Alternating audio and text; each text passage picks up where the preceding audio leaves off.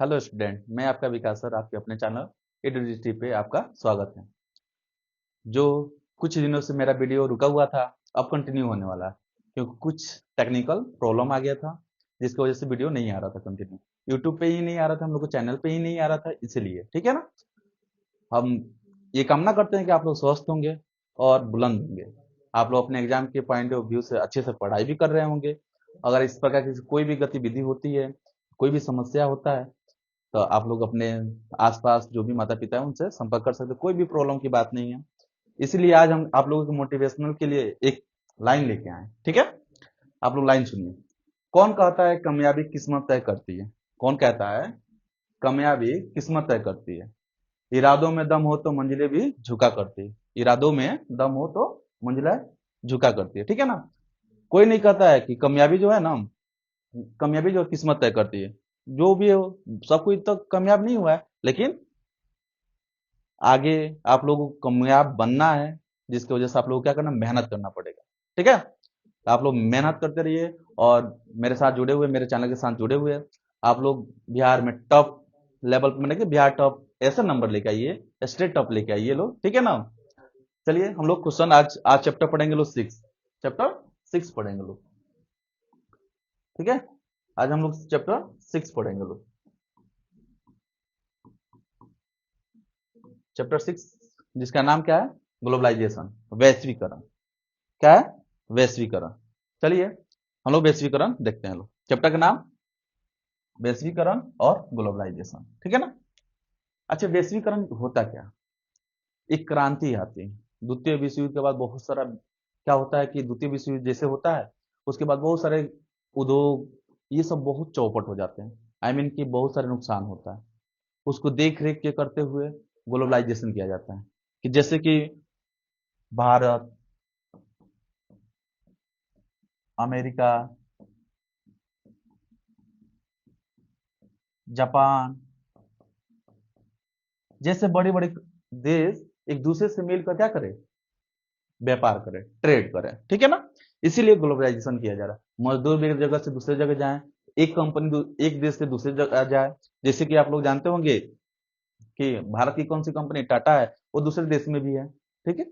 वैसी प्रकार से ग्लोबलाइजेशन किया गया जिससे क्या हो, लोगों के बीच रोजगारी को लेकर, रोजगार को लेकर, पैसे को लेकर कोई समस्या नहीं हो, ठीक है। चलिए हम लोग आज इसका ऑब्जेक्टिव, जितना भी ऑब्जेक्टिव है हम लोग सब करेंगे। जानते हैं ना कि ऑब्जेक्टिव क्यों कराया जा रहा है, कि आपके एग्जाम में एक भी ऑब्जेक्टिव छूटे नहीं, ठीक है। इसीलिए आप लोग मेरे साथ बने रहिए और लास्ट में देखिए आप लोग कितना सही करते हैं। चलिए आगे बढ़ते हैं लोग।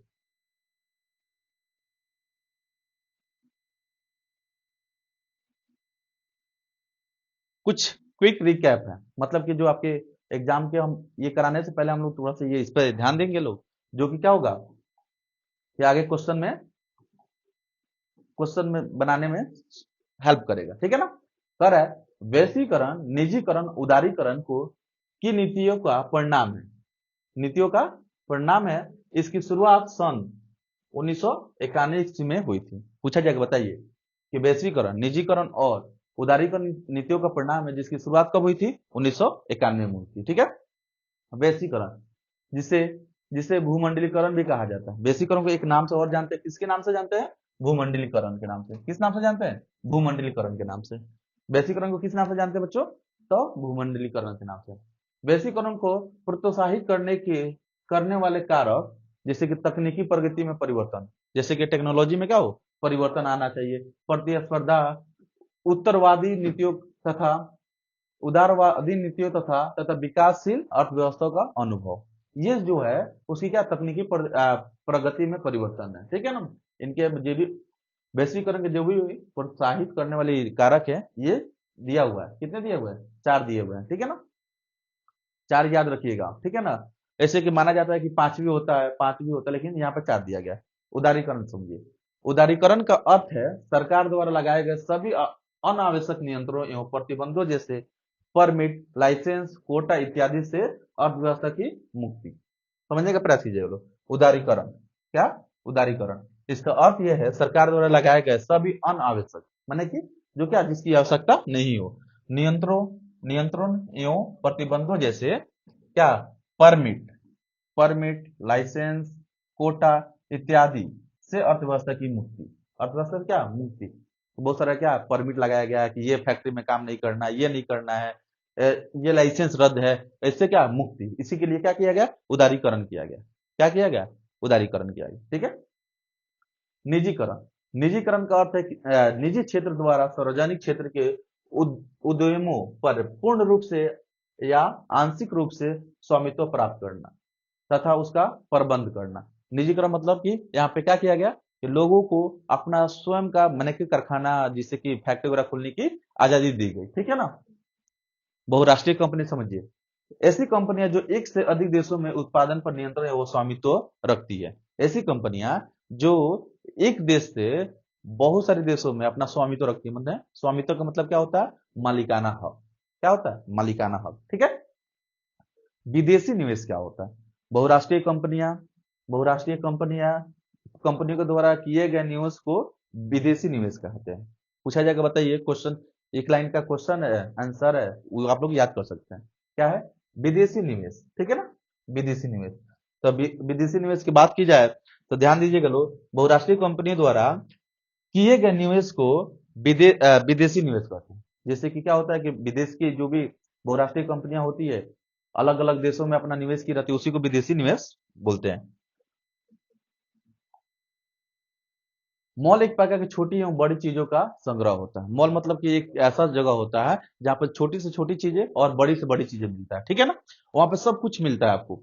अब जैसे कि क्या होता है, छोटे छोटे शहरों में वी2, वी मार्ट, ऐसे छोटे छोटे मॉल खुल जाते हैं, वो मॉल नहीं होते, वो रिटेलर होते हैं, उसको मॉल नहीं बोला जा सकता। मॉल का मतलब होता है कि एक ही जगह पे, एक ही मॉल के अंदर पूरी सामान मिले, पूरे ब्रांड का कपड़ा मिलता है, सब्जी से लेकर, माने कि बोला जाए एक प्रकार से खाने से वस्तु से लेकर पहनने तक सब कुछ अवेलेबल हो, उसको मॉल बोला जाता है। ठीक है। विश्व व्यापार संगठन, डब्ल्यूटीओ एक ऐसा अंतरराष्ट्रीय संगठन है जिसका उद्देश्य अंतरराष्ट्रीय व्यापार को उदार बनाना है। क्या बनाना है, उदार बनाना है। डब्ल्यूटीओ, डब्ल्यू मतलब वर्ल्ड, टी मतलब ट्रेड, और ओ मतलब क्या, ऑर्गेनाइजेशन। ठीक है ना, याद रखिएगा, विश्व व्यापार संगठन जिसको बोला जाता है। ठीक है ना। अब पूछा जाएगा, बताइए विश्व व्यापार संगठन की स्थापना कब की गई, तो बता दीजिएगा लोग कि 1 जनवरी माने 1 जनवरी, 1 जनवरी,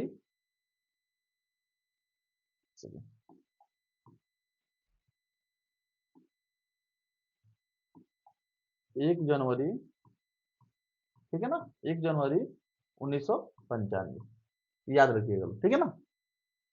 विश्व व्यापार की स्थापना जनवरी, यहाँ पे आ रहा है ना, 1 जनवरी, देखिए 1 जनवरी 1995 में की गई थी। पूछा जाएगा, बताइए विश्व बैंक की स्थापना, विश्व व्यापार की स्थापना कब की गई थी, तो कब की गई थी, 1 जनवरी 1950 में की गई थी।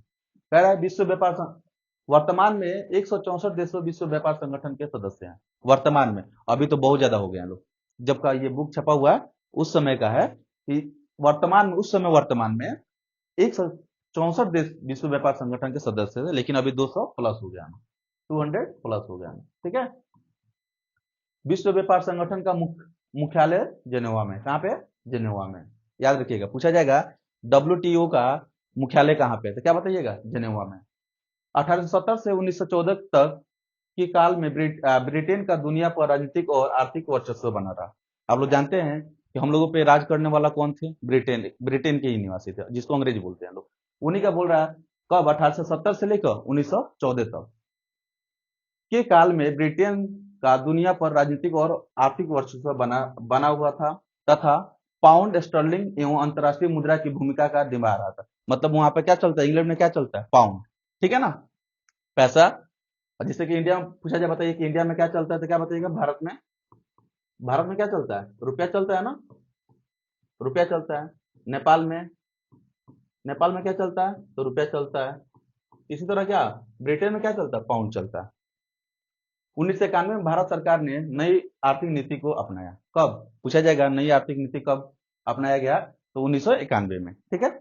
नई आर्थिक सुधार उदारीकरण, निजीकरण तथा वैश्वीकरण की नीतियों पर आधारित है, अतः इसे हम एलपीजी नीति भी कहते हैं। एलपीजी नीति, वो गैस वाला नहीं, एलपीजी कौन सा, उदारीकरण, निजीकरण और वैश्वीकरण वाला। ठीक है ना, इसको एलपीजी शॉर्ट नेम बोला गया है। ठीक है ना। चलिए हम लोग अब क्वेश्चन पे लौटते हैं कि क्वेश्चन क्या क्या है। ठीक है। अंतर्राष्ट्रीय व्यापार संबंधी नियमों को निर्धारित करने वाली संस्था कौन है। आप लोग बता चुके हैं कि अंतर्राष्ट्रीय व्यापार संबंधी, उसके लिए कौन सा है? अब देखिए ऑप्शन क्या क्या दिया हुआ है। जैसे कि दे दिया विश्व बैंक, विश्व बैंक से अंतर्राष्ट्रीय व्यापार से क्या मतलब, ट्रेड से क्या मतलब है? ISF, UNSO, इनमें से कोई नहीं। अब बताइए कि कौन ऐसा मतलब कि संस्था है जिससे वर्ल्ड ट्रेड ऑर्गेनाइजेशन से संबंध रखता है? बताइए, इनमें से है कोई? नहीं है कोई, ठीक है ना। जिसका हम लोग जानते हैं क्या, WTO, वर्ल्ड ट्रेड ऑर्गेनाइजेशन है जो अंतर्राष्ट्रीय व्यापार से संबंधित नियमों को निर्धारित करता है। कोई भी नियम कौन बनाएगा? कौन बनाएगा? कोई भी नियम कौन बनाएगा? नियम बनाने के लिए कौन बनाएगा? तो WTO बनाएगा, ठीक है ना। इसकी स्थापना कब की गई थी? स्थापना बोला जाए तो कब की गया था? 1 जनवरी 1995, 1995, याद रहे, ठीक है ना, भूलना नहीं है। चलिए अगले क्वेश्चन की तरफ बढ़ते हैं। तो इनमें से क्या हो जाएगा? इनमें से कोई नहीं, ऑप्शन डी सही हो जाएगा। नई आर्थिक नीति में किसे सम्मिलित नहीं किया गया? कह रहा है नई आर्थिक नीति में 3 चीजें पढ़े हैं लोग, कौन कौन पढ़े थे लोग? याद कीजिए, उदारीकरण,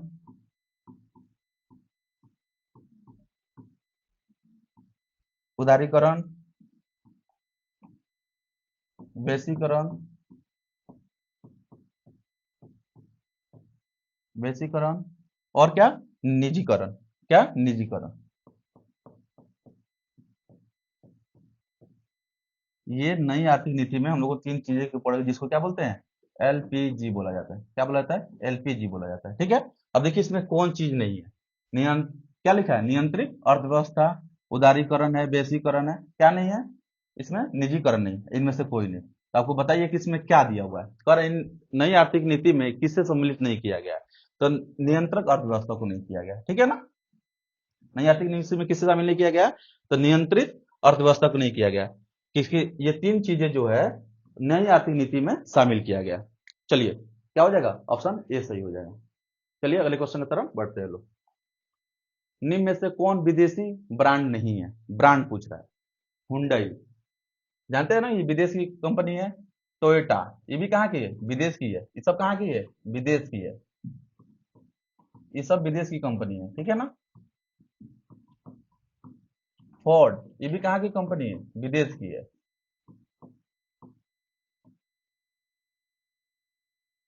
ये टाटा, जानते हैं लोग टाटा कहाँ की कंपनी है? टाटा इंडिया की कंपनी है, ठीक है ना। टाटा कहाँ की कंपनी है? इंडिया की कंपनी है, भारत की कंपनी है, ठीक है ना। तो क्या हो जाएगा? ऑप्शन डी सही हो जाएगा। ऑप्शन डी सही हो जाएगा। चलिए अगले क्वेश्चन की तरफ बढ़ते हैं लोग। भारतीय भारतीय आर्थिक नीति में किसे सम्मिलित किया गया? कह रहा है भारतीय आर्थिक नीति में किसे सम्मिलित किया गया? देखिए उदारीकरण, निजीकरण, वैश्वीकरण, ये तीनों दिया हुआ है जो नई आर्थिक नीति में हम लोग शामिल किए हुए हैं। इनमें से क्या हो जाएगा? डी सही हो जाएगा। कौन? इनमें से सभी, ठीक है। आप लोग जो भी कमेंट कीजिएगा, जो जितना भी आप लोग सही करते होंगे, आप लोग कमेंट में बता दीजिए कि आप लोग कितना सही किए हैं लोग। चलिए अगले क्वेश्चन की तरफ बढ़ते हैं लोग। वैश्वीकरण के मुख्य अंक कितने हैं? वैश्वीकरण के हम बताए थे ना कि हम लोग 4 पढ़े हैं लोग कारक, उसके कितने होते हैं? 5 होते हैं। कितने होते हैं? 5 होते हैं। ऑप्शन क्या हो जाएगा? डी सही हो जाएगा। चलिए अगले क्वेश्चन की तरफ बढ़ते हैं लोग। निम्नलिखित में से क्या नई आर्थिक नीति का अंग नहीं है? पूछ रहा है नई आर्थिक नीति का। नई आर्थिक नीति अभी बता रहे हैं आप लोग को, निजीकरण, वैश्वीकरण, राष्ट्रीयकरण नहीं होगा, कौन? उदारीकरण। तो क्या हो जाएगा? ऑप्शन सी हो जाएगा सही, क्योंकि पूछ रहा है क्या? अंग नहीं है, अंग नहीं है, तो क्या हो जाएगा? ऑप्शन सी सही हो जाएगा। चलिए अगले क्वेश्चन की तरफ बढ़ रहे हैं लोग। वैश्वीकरण का क्या अर्थ है? पूछ रहा है वैश्वीकरण का क्या अर्थ है। जैसे कि आयात पर नियंत्रण, कोई आयात पर नियंत्रण पड़ना चाहता है? नहीं।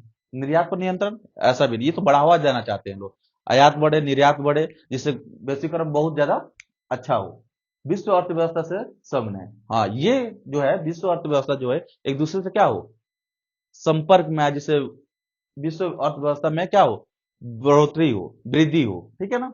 इसलिए क्या हो जाएगा? ऑप्शन सी सही हो जाएगा। ऑप्शन सी सही हो जाएगा। चलिए अगले क्वेश्चन की तरफ बढ़ते हैं लोग।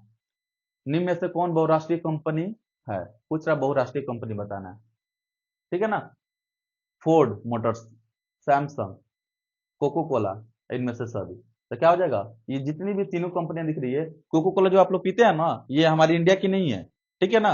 अब इंडिया का कौन सा बना है? अभी हमारे मुकेश अंबानी के द्वारा कैंपा निकाला गया, जो क्या है, हमारी इंडिया कंपनी है। एक कोल्ड ड्रिंक है कैंपा, आप लोग जानते होंगे, बहुत चाव से पीते होंगे। तो कोका कोला कहाँ की कंपनी है, विदेश की है, लेकिन अभी क्या निकाला गया है मुकेश अंबानी के द्वारा, कैंपा, ठीक है ना। तो क्या हो जाएगा इनमें से सभी, ये सभी कहाँ की कंपनियां हैं, विदेशी बहुराष्ट्रीय कंपनियां, ठीक है ना, एक देश से दूसरे देश में चलती है। चलिए ऑप्शन क्या हो जाएगा, डी सही हो जाएगा।